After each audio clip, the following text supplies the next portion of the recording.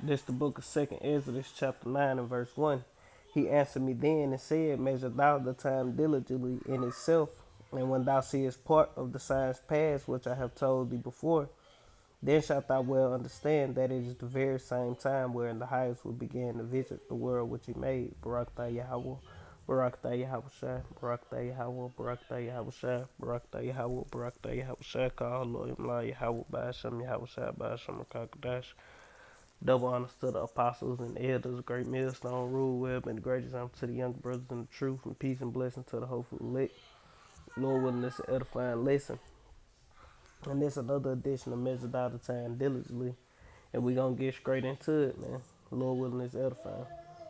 It seems like the Earth's been shaking lately. A lot of seismic activity across the globe. If you look at the recent quakes in Melbourne here. Yeah, let's go down one more. It say, therefore when there shall be seen earthquakes and uproars of the people in the world, then shalt thou well understand that it's the very same time that the Most High spake. And then shalt thou well understand that the Most High spake of those things from the days that were before thee, even from the beginning. Is the activity a coincidence, or is something bigger happening beneath the surface?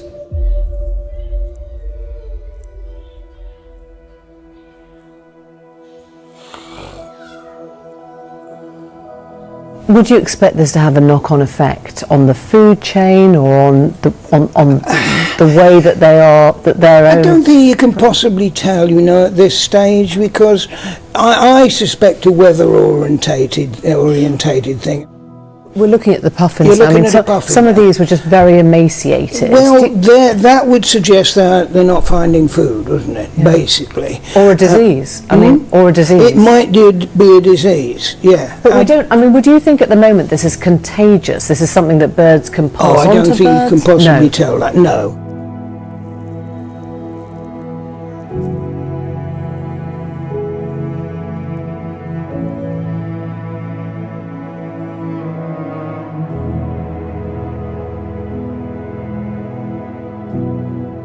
Earthquake this morning in Santa Rosa. Did you feel it? That's the question. Did you feel it this morning? That 3.4 earthquake hitting near Santa Rosa. This happened around 5:45 this morning. And you can see light shaking reported all around Santa Rosa, and even as far south, it looks like it's San Francisco, and even in Berkeley, people are saying, I felt something kind of move. We like to talk about it when it's a small one and it doesn't hurt anything and it doesn't cause any damage, but it's just one of those wake-up calls.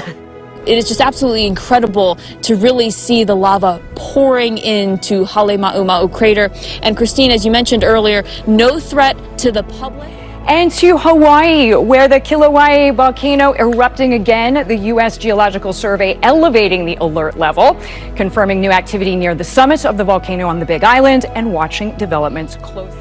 Lava cascading from an erupting volcano on La Palma in the Canary Islands has reached the sea. This morning, as lava pours across Spain's La Palma Island and into the sea, toxic gas now threatens this popular vacation destination. As you can see here, when the red-hot magma reaches... And it's a popular vacation destination for who? Esau, Edom, man. The Lord is smiting these Edomites, man. The Lord is shaking them up, man. And it's been going on for years, man. A lot of these different resorts that Esau go to and these different plush neighborhoods, especially in the Americas, have been being targeted by tornadoes, wildfires, volcanic eruptions, different things of that nature. Hurricane, and being messed up. So Esau constantly building, rebuilding, and, fixing what he built in those areas. Is the cooler water, it causes these massive clouds of white steam to billow into the sky. In those clouds of steam, toxic chemicals which can trigger acid rain, and they irritate the skin and eyes. Volcanologists had predicted that there would be an eruption, but had not anticipated its magnitude. They say since this all began, the island has increased in landmass. It's as if Cumbre Vieja, with this eruption, is pulling the island of La Palma out of the ocean. It's easy to focus on the scale and frankly the spectacle of what's happening in La Palma. But each new eruption leads to more destruction. The volcano erupted 11 days ago and prompted thousands to evacuate as the lava threatened their homes. And this morning... And another thing, let me get this precept. You always, if you don't, they always come up and say, have film on they be filming these different volcanoes and things of that nature. And you always see a chariot, man. It's like the chariot's always there when the volcano erupts. But I like this precept in Psalms. This Psalms chapter 104 and verse 32. It say, he looks on the earth and it tremble. He toucheth the hills and they smoke. Because the mountains, the Lord is in control of all these things that happen, man.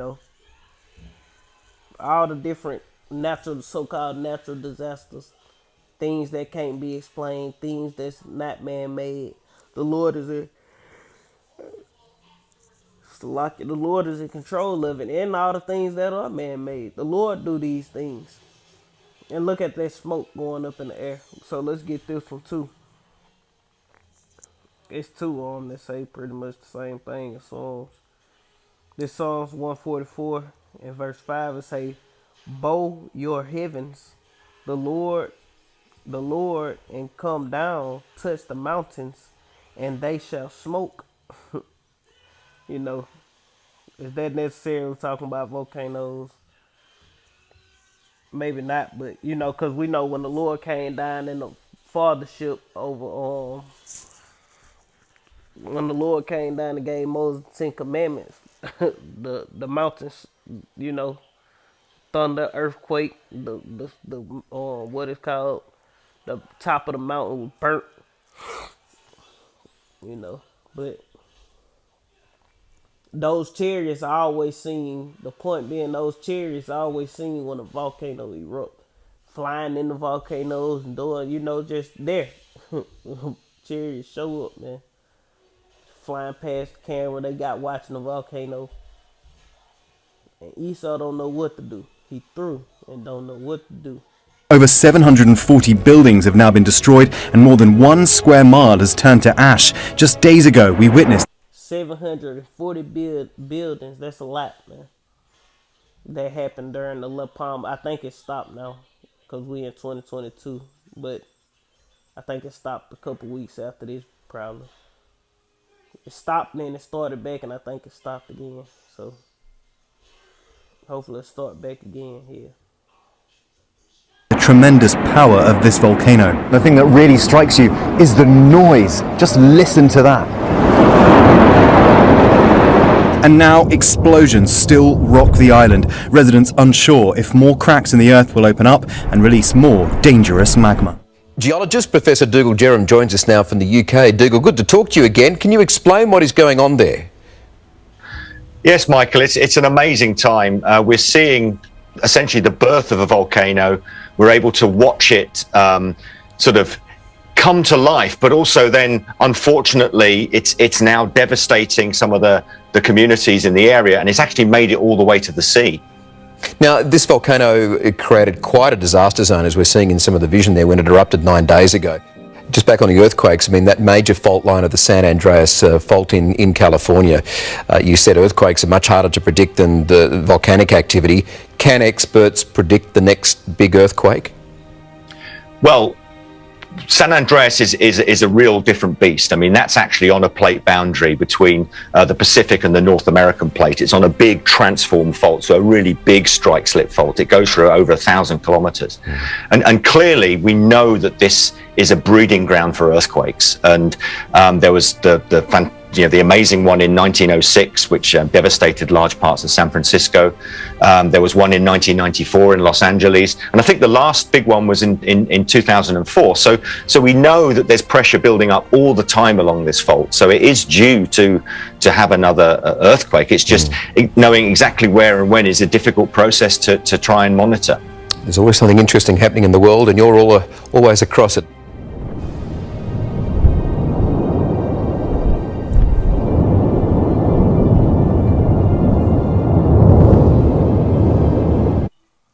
This Luke chapter 12 and verse 49. It say, I'm come to send fire on the earth, and what will I if it be already kindled, man?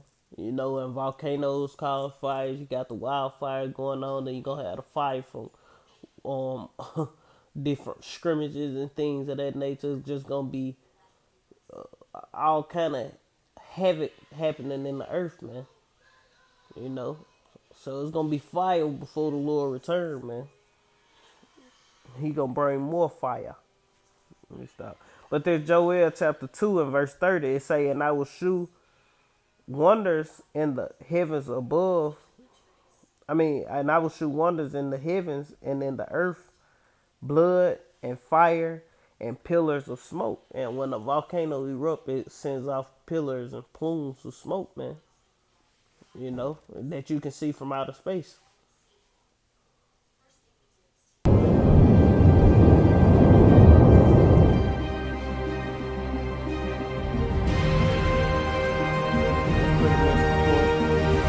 You know, that's pretty much the point. Lord, when this is edifying, I want to end giving all honor and glory to Yahweh by Hashem, Yahweh Shai by Hashem, Rakakadash, double honors to the apostles and the elders, a great millstone, rule well. Man, the great example to the younger brothers in the truth. Peace and blessings to the hopeful elect. Shalom, Kom Yashala, Baba, Shalom.